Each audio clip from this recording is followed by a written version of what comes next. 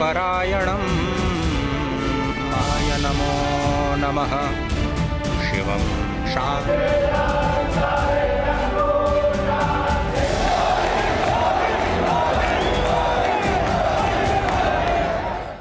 हर हर महादेव।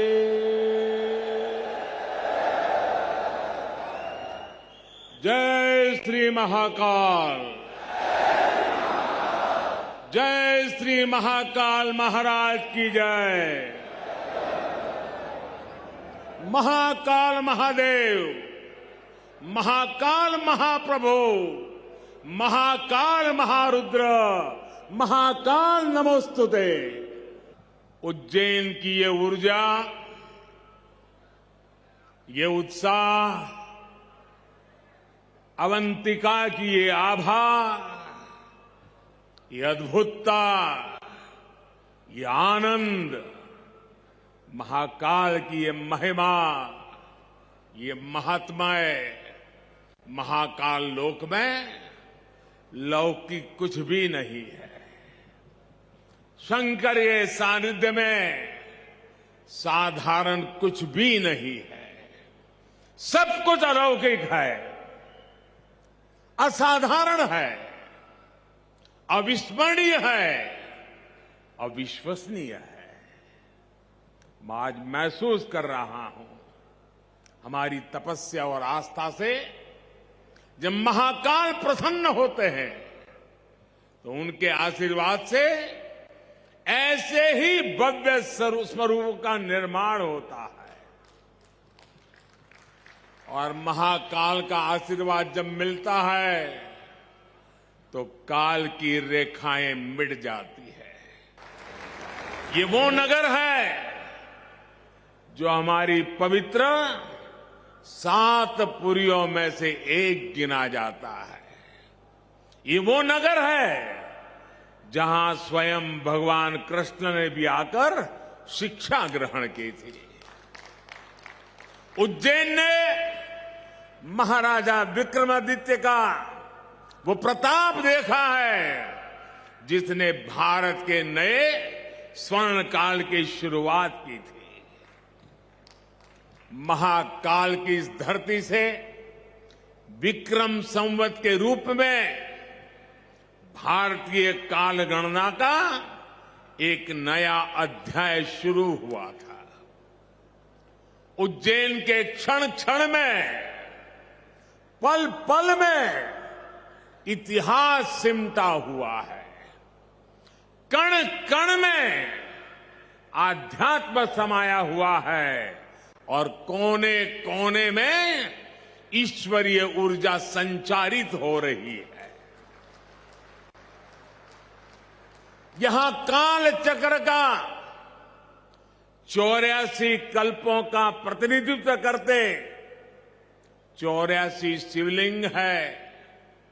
यहां 4 महावीर है, 6 विनायक है, 8 भैरव है, 8 मातृकाएं हैं, 9 ग्रह है, 10 विष्णु है, 11 रुद्र है, 12 आदित्य है, 24 देवियां है और 88 तीर्थ है। और इन सबके केंद्र में राजाधिराज, कालाधिराज, महाकाल विराजमान है। यानी एक तरह से हमारे पूरे ब्रह्मांड की ऊर्जा को हमारे ऋषियों ने प्रतीक स्वरूप में उज्जैन में स्थापित किया हुआ है। इसलिए उज्जैन ने हजारों वर्षों तक भारत की संपन्नता और समृद्धि का, ज्ञान और गरिमा का, सभ्यता और साहित्य का नेतृत्व किया है। इस नागरी का वास्तु कैसा था, वैभव कैसा था, शिल्प कैसा था, सौंदर्य कैसा था, इसके दर्शन हमें महाकवि कालिदास के मेघदूतम में होते हैं। बाण भट्ट जैसे कवियों के काव्यों में यहां की संस्कृति और परंपराओं का चित्रण हमें आज भी मिलता है। यही नहीं, मध्यकाल के लेखकों ने भी यहां के स्थापत्य और वास्तुकला का गुणगान किया है। भाइयों और बहनों, किसी राष्ट्र का सांस्कृतिक वैभव इतना विशाल तभी होता है जब उसकी सफलता का परचम विश्व पटल पर लहरा रहा होता है। और सफलता के शिखर तक पहुंचने के लिए भी ये जरूरी है कि राष्ट्र अपने सांस्कृतिक उत्कर्ष को छुए, अपनी पहचान के साथ गौरव से सर उठा करके खड़ा हो जाए। इसलिए आजादी के अमृत काल में भारत ने गुलामी की मानसिकता से मुक्ति और अपनी विरासत पर गर्व जैसे पंच प्राण का आह्वान किया है। इसलिए आज अयोध्या में भव्य राम मंदिर का निर्माण पूरी गति से हो रहा है। काशी में विश्वनाथ धाम भारत की सांस्कृतिक राजनीति का गौरव, राजधानी का गौरव बढ़ा रहा है। सोमनाथ में विकास के कार्य नए कीर्तिमान स्थापित कर रहे हैं। उत्तराखंड में बाबा केदार के आशीर्वाद से केदारनाथ, बद्रीनाथ तीर्थ क्षेत्र में विकास के नए अध्याय लिखे जा रहे हैं। आजादी के बाद पहली बार 4 धाम प्रोजेक्ट के जरिए हमारे चारों धाम ऑल वेदर रोड से जुड़ने जा रहे हैं।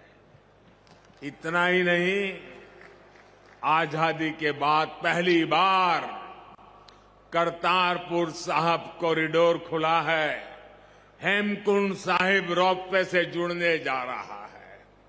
इसी तरह स्वदेश दर्शन और प्रसाद योजना से देश भर में हमारी आध्यात्मिक चेतना के ऐसे कितने ही केंद्रों का गौरव पुनः स्थापित हो रहा है।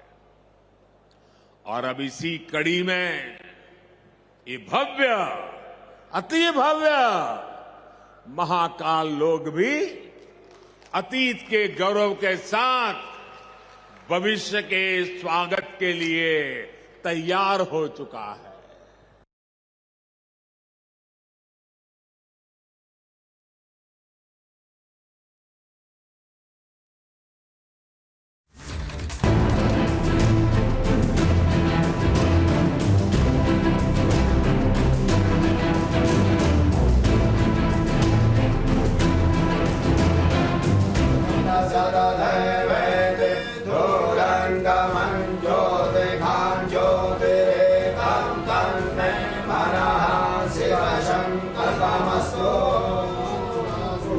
नमामि शंभो, नमामि शंभो, नमामि शंभो।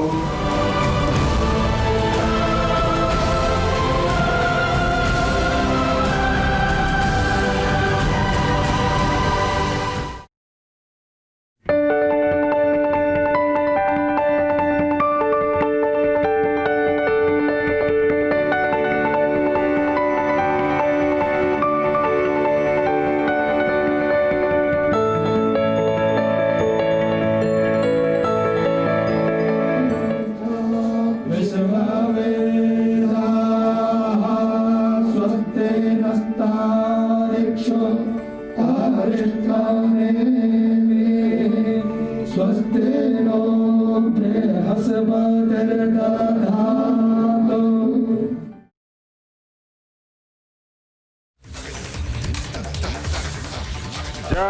बद्री विशाल, जय बद्री विशाल, जय बद्री विशाल, जय बाबा केदार, जय बाबा केदार, जय बाबा केदार। बाबा के सानिध्य में, बाबा के आदेश से, बाबा की कृपा से पिछली बार जब आया था तो कुछ शब्द मेरे मुंह से निकले थे। वो शब्द मेरे नहीं थे। कैसे आए, क्यों आए, किसने दिए पता नहीं है, लेकिन यूं ही मुंह से निकल गया था कि ये दशक उत्तराखंड का दशक होगा। और मुझे पक्का विश्वास है इन शब्दों पर बाबा के, बद्री विशाल के, मां गंगा के निरंतर आशीर्वाद की शक्ति बने रहेगी, ये मेरा अंतर्मन कहता है। माणा गांव भारत के अंतिम गांव के रूप में जाना जाता है, लेकिन जैसे हमारे मुख्यमंत्री जी ने इच्छा प्रकट की, अब तो मेरे लिए भी सीमा पर बसा हर गांव देश का पहला गांव ही है।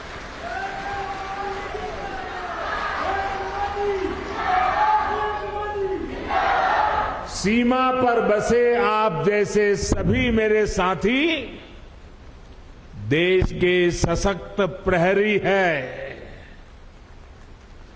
और मैं आज माणा गांव को पुरानी यादें ताजा करना चाहता हूं। शायद कुछ पुराने लोग हो, उनको याद हो। मैं कोई मुख्यमंत्री बन गया, प्रधानमंत्री बन गया, इसलिए सीमा के इस पहले प्रहरी गांव को याद कर रहा हूं, ऐसा नहीं है। साथियों, 21वीं सदी के विकसित भारत के निर्माण के दो प्रमुख स्तंभ है। पहला, अपनी विरासत पर गर्व, और दूसरा, विकास के लिए हर संभव प्रयास। आज उत्तराखंड इन दोनों ही स्तंभों को मजबूत कर रहा है। आज सुबह मैंने बाबा केदार की और बाद में बद्रीनाथ विशाल के चरणों में जाके प्रार्थना की, और साथ साथ, क्योंकि परमात्मा ने मुझे जो काम दिया है वो भी मुझे करना होता है, और मेरे लिए तो देश के 130 करोड़ की जनता वो भी परमात्मा का रूप है। और इसलिए मैंने विकास कार्यों की भी समीक्षा की। और अब आपके बीच आकर मुझे 2 रोपवे प्रोजेक्ट के शिलान्यास का सौभाग्य मिला है। इससे केदारनाथ जी और गुरुद्वारा हेमकुंड साहब के दर्शन करना और आसान हो जाएगा। गुरु ग्रंथ साहब की हम पर कृपा बनी रहे, सभी पूज्य गुरुओं पे हम पर कृपा बनी रहे कि ऐसा पवित्र कार्य करने का गुरुओं के आशीर्वाद से हमें अवसर मिला है। बाबा केदार के आशीर्वाद बने रहे। और आप कल्पना कर सकते हैं, ये रोपवे ने खंभे, तार, अंदर बैठने के लिए कार, इतना मात्र नहीं है। ये रोपवे तेज गति से आपको बाबा के पास ले जाएगा, इतना नहीं है। इसके होने से, इस पे काम करने वाले लोगों से आप कल्पना नहीं कर सकते हैं मेरे देश के 130 करोड़ देशवासियों के आशीर्वाद उन पर बरसने वाले हैं। हेमकुंड साहब पे दुनिया भर में गुरु ग्रंथ साहब की पवित्र पूजा करने वाले जितने भी मेरे भाई बहन हैं आज हमें आशीर्वाद बरसाते होंगे कि आज हेमकुंड साहब तक का ये रोपवे बन रहा है। आप कल्पना नहीं कर सकते इसकी ताकत क्या है। आप देखना आज यूके हो, जर्मनी हो, कनाडा हो, वहां पर उत्सव मनाया जाएगा क्योंकि अब हेमकुंड साहब तक जाने का रोपवे बन जाएगा और समय तो बचेगा, भक्ति में मन और ज्यादा लगेगा।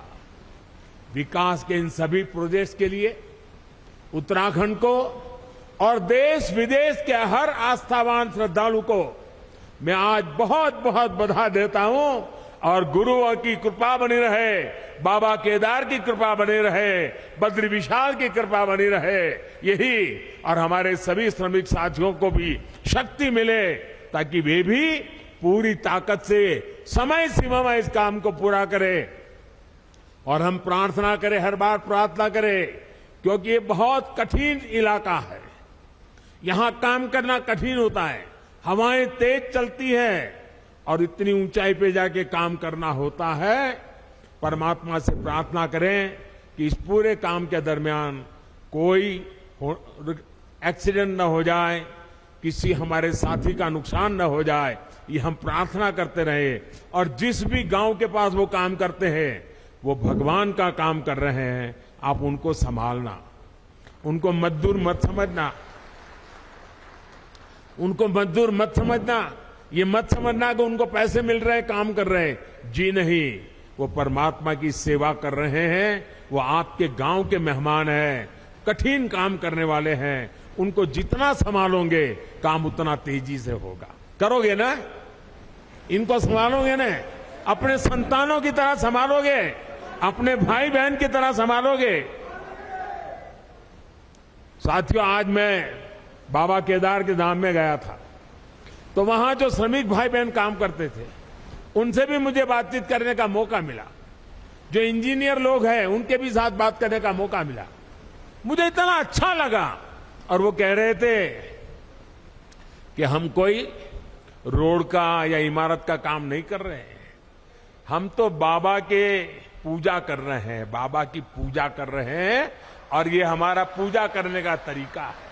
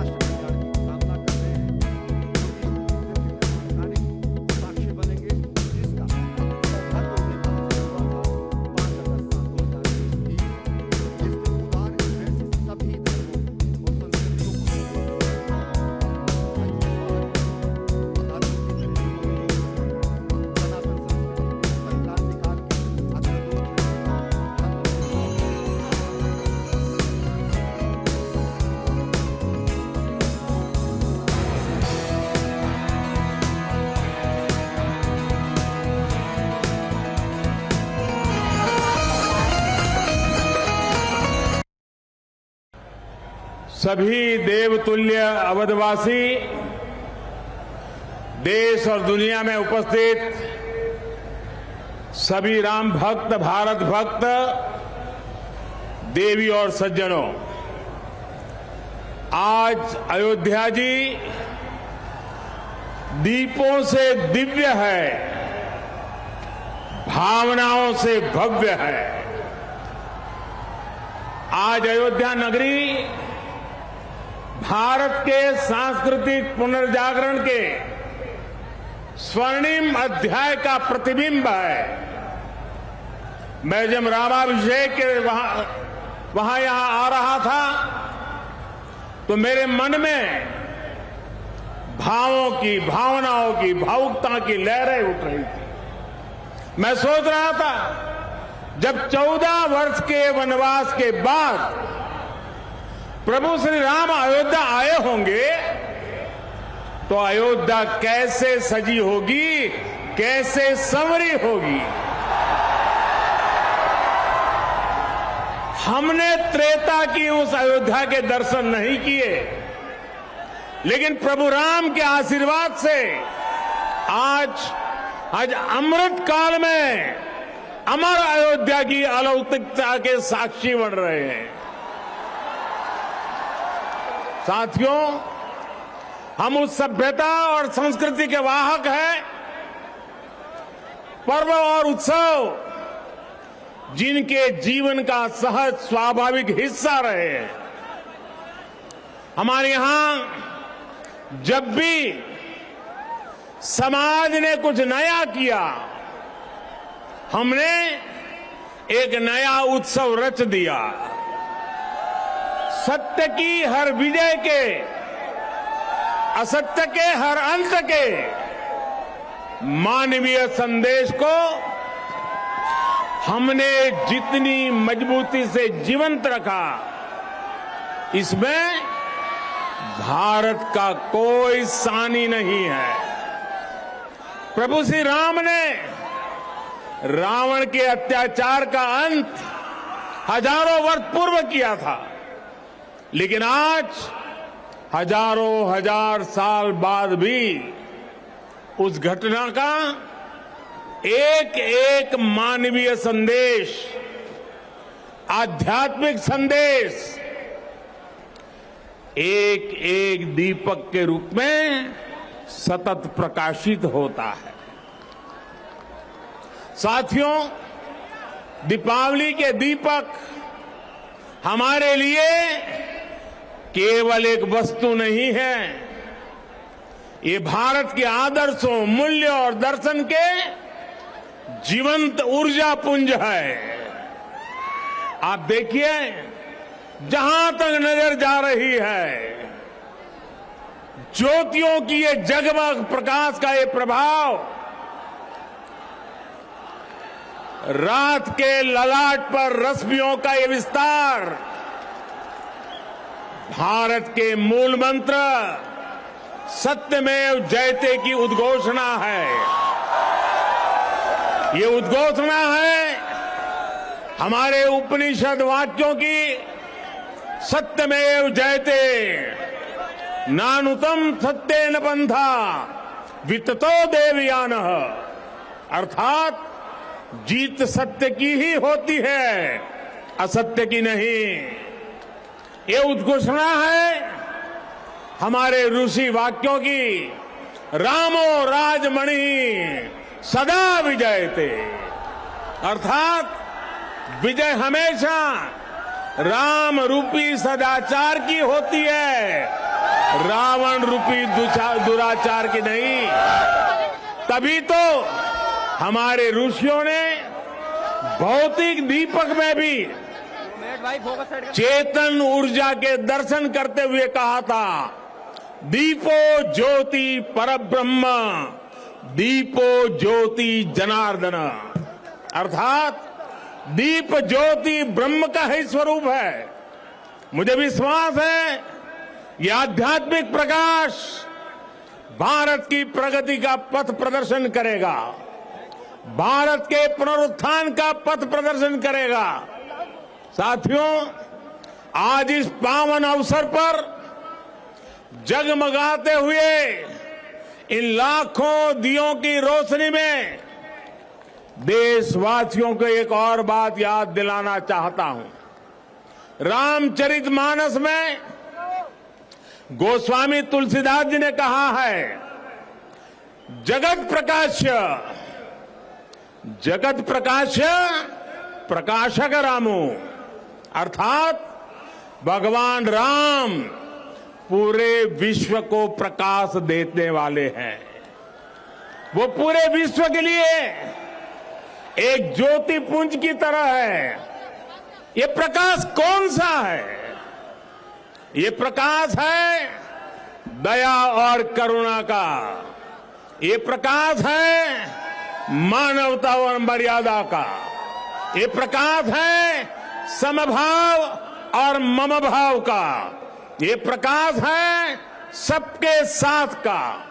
ये प्रकाश है सबको साथ लेकर चलने के संदेश का।